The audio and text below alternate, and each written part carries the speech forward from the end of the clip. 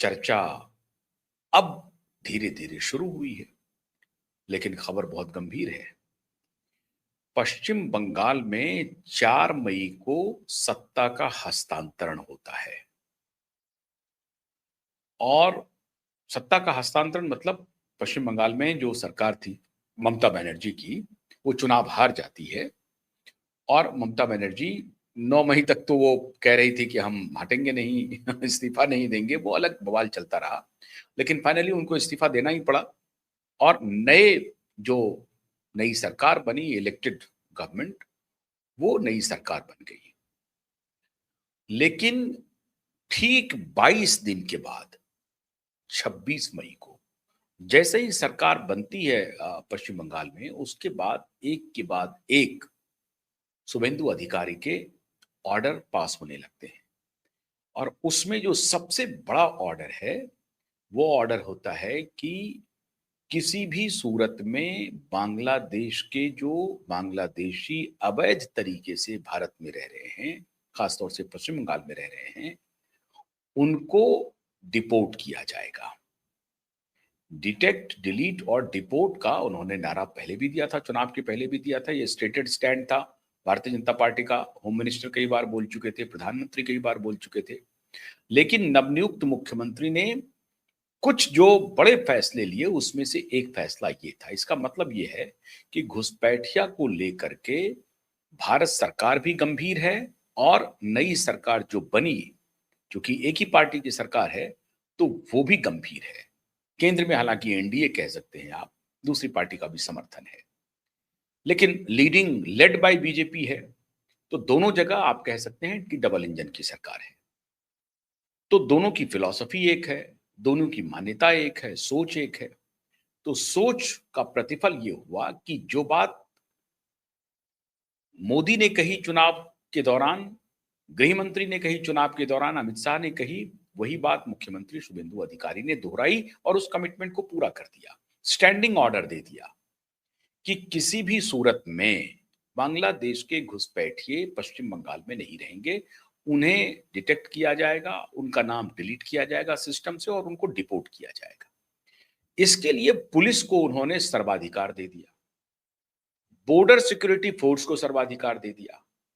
Police को कहा कि अगर आप कंफर्म हो जाते हैं कि फलाना व्यक्ति या फलाना महिला, फलाना पुरुष अवैध रूप से बांग्लादेश से पश्चिम बंगाल में रह रहे हैं, अगर आप कंफर्म है अपने तरीके से और वो सारे कागजात पुष्ट कर रहे हैं कि ये पश्चिम बंगाल की नागरिक नहीं है, मतलब भारत की नागरिक नहीं है और ये बांग्लादेश से आई हैं, तो आपको किसी कानूनी में पड़ने की जरूरत नहीं है। आप सीधा फैसला करें और उन्हें बॉर्डर के पास पहुंचाएं, बाकी काम बॉर्डर सिक्योरिटी फोर्स करेगी। बंगाल पुलिस को कह दिया गया कि बाकी काम बीएसएफ करेगी, या जहां बीएसएफ के ऊपर या बीएसएफ को इंडियन आर्मी से मदद लेनी पड़ रही है, वहां इंडियन आर्मी करेगी।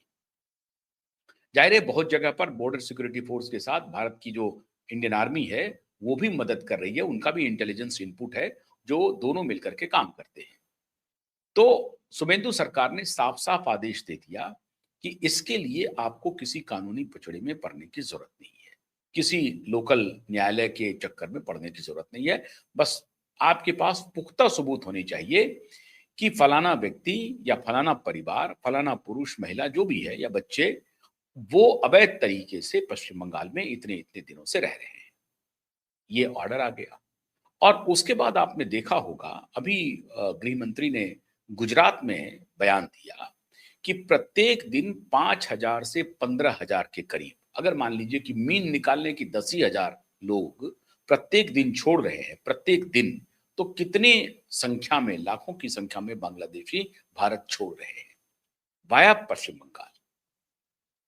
नेपाली भी होंगे तो वो भी छोड़ेंगे। मतलब अवैध रूप से जो कोई भी घुसपैठिया, चाहे म्यांमार से आया हो, चाहे रोहिंग्या आया हो, उनको अब पश्चिम बंगाल में रहना मुश्किल हो रहा है और इसके लिए उन्होंने होल्डिंग कैंप बना दिया, कंसंट्रेशन कैंप बना दिया, उनको डिटेन करना शुरू कर दिया, पकड़ पकड़ के पूछताछ शुरू हो गई, हर गली मोहल्ले में, नुक्कड़ में, हर जगह पूछताछ शुरू हो गई पूरे पश्चिम बंगाल में। और इसका खामियाजा ये हुआ कि बांग्लादेश में रातों रात कहा जा रहा है कि वहां की आबादी बढ़ने लगी। अब लाखों में अगर इधर से उस तरफ जा रहे हैं, जो वहां से छोड़ करके इधर आए थे, तो आबादी तो घटी थी उनकी, फिर आबादी बढ़ने लगी। खैर, वो विषय नहीं है। विषय है कि पश्चिम बंगाल में वो सरकार आ गई जिसका रिश्ता अब बांग्लादेश से कॉर्डियल नहीं होगा, क्योंकि वो बॉर्डर का इलाका था और वो बॉर्डर के इलाके में 600 किलोमीटर पे फेंसिंग होगी, ये आदेश दिया जा चुका है, लैंड ट्रांसफर किया जा चुका है और 600 किलोमीटर में अब फेंसिंग नए सिरे से होगी और अधिक मजबूत बनाया जाएगा बॉर्डर को, जहां से कि क्रॉस बॉर्डर इन्फिल्ट्रेशन नहीं हो, इधर के भी लोग उधर ना जाएं, उधर के भी लोग इधर ना आए, ये नहीं हो। इसके अलावा अगर ये जो बॉर्डर अगर सील हो जाता है, तो फिर एक रास्ता बचता है हवाई मार्ग का और फिर जल मार्ग का। जल मार्ग से आपको बहुत दूसरे दूसरे तरीके से आना पड़ेगा, वहां भी जल मार्ग पर भी विजिलेंस है, समुद्र मार्ग से भी, और कुछ जो नदी जा रही है उसके भी माध्यम से छोटे छोटे जो नदी नाले हैं जो बांग्लादेश की तरफ चले जाते हैं, उससे जो इन्फिल्ट्रेशन होता है वो बॉर्डर का ही इलाका है समझिए, वहां पर सिक्योरिटी टाइट करनी पड़ेगी। बड़ा जो अस्थायी करने का जो गेम प्लान था दो बड़ी खुफिया एजेंसी का, उसमें आईएसआई और सीआईए, इन दोनों का बड़ा गेम प्लान फेल होता दिखाई पड़ रहा है और अब उनको लग रहा है कि भारत अपने बॉर्डर को सील करता जा रहा है। मई महीने में ही गृह मंत्री की बॉर्डर राज्यों में लगातार दौरे हो रहे हैं। इस बीच 22 दिन के बाद ये तो पश्चिम बंगाल की घटना हुई जिसका सीधा इंपैक्ट हो रहा है कहां पर, बांग्लादेश के ऊपर। तो बांग्लादेश में 4 मई से 22 दिन जोड़ लीजिए और तो 26 मई को रात्रि के 10 बजे बिल्कुल गुपचुप तरीके से सारे प्रोटोकॉल को खत्म करके बांग्लादेश के प्रधानमंत्री तारिक रहमान और पूर्ववर्ती सरकार में जो सलाहकार थे मोहम्मद यूनुस, वो अमेरिकी राजदूत से उनके निवास पर मिलते हैं। इसके अलावा वहां पर कोई सरकारी बड़ा अधिकारी मौजूद नहीं होता है, ना ही डिफेंस पर्सनल वहां मौजूद होते हैं, ना ही खुफिया एजेंसी के लोग होते हैं, मतलब बांग्लादेश की खुफिया एजेंसी के लोग। ना तो बांग्लादेश के खुफिया एजेंसी के बड़े अधिकारी मौजूद होते हैं, ना डिफेंस के बड़े अधिकारी मौजूद होते हैं, ना बांग्लादेश पुलिस के कोई, ढाका पुलिस का कोई ऑफिसर वहां मौजूद होता है और ना ही कोई जनरल एडमिनिस्ट्रेशन का ऑफिसर मौजूद होता है। कोई भी अधिकारी बांग्लादेश के ढाका में रात्रि 10 बजे अमेरिकी राजदूत के घर पे इन तीनों की मुलाकात में मौजूद नहीं होते हैं। इसलिए ये खबर फैली है कि ये गुपचुप मीटिंग हुई क्यों? क्यों हुई ये मीटिंग? तारिक रहमान, मोहम्मद यूनुस और अमेरिकी राजदूत की मुलाकात हुई, तो ये तो बात होनी चाहिए कि हाँ भाई प्रधानमंत्री गए हैं, प्रोटोकॉल था। रात के 10 बजे चुपके से, क्या स्वयं गाड़ी ड्राइव करके गए हैं या सिर्फ एक ड्राइवर के साथ तारिक रहमान गए हैं? अपना सिक्योरिटी प्रोटोकॉल छोड़ करके तारिक रहमान ढाका में मिलने जा रहे हैं अमेरिकी राजदूत से।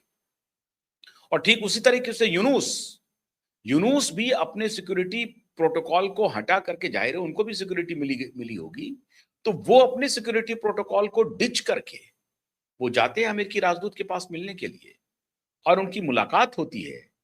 रात को देर रात्रि इनकी मीटिंग खत्म होती है, बाहर आते हैं और सुबह सुबह मोहम्मद यूनुस पेरिस के लिए टर्किश एयरलाइंस से, एयरलाइंस भी देख लीजिए, ध्यान रखिए आप, मोहम्मद यूनुस टर्किश एयरलाइंस से पेरिस के लिए रवाना होते हैं। अब ये टर्किश एयरलाइंस की मैं बार बार कह रहा हूं बात, कि जब इंडिगो और टर्किश एयरलाइंस की ज्वाइंट वेंचर हुई थी, तब हमने पहली बार यह कहा था कि टर्किश एयरलाइंस सिर्फ टर्किश एयरलाइंस नहीं है। एर्दोगन सिर्फ टर्की के एक प्रधानमंत्री, राष्ट्रपति उसे मत समझिए। एर्दोगन MI6 की जन्म है।